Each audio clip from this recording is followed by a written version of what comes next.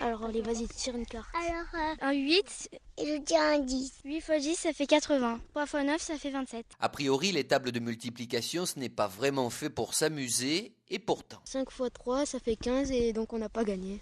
Je vais retourner celle-là. Allez, 1, 2, 3. 1, 2, 3, 4. Il y a des cartes au milieu et il y a des pions qui sont étalés. Et on doit trouver les deux pions qui font le produit de la carte. Par exemple, on a trouvé le 54, qui était la carte du milieu.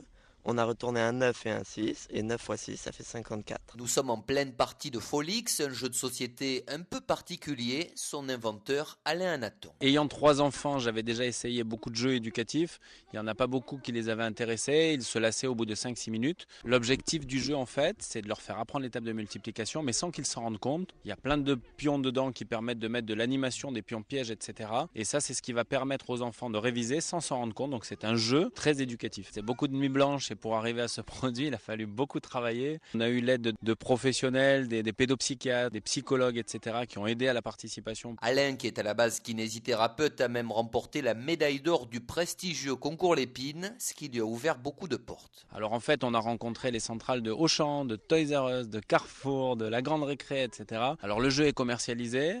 J'ai créé une maison d'édition qui s'appelle Anatons Édition.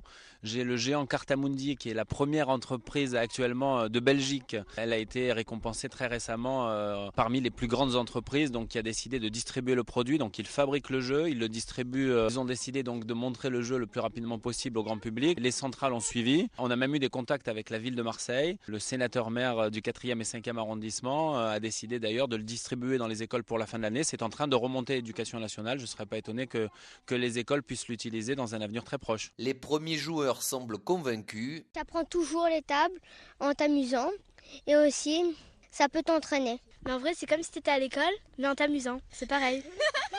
Alain Anaton ne compte pas en rester là, il multiplie les idées avec déjà d'autres projets de jeux éducatifs.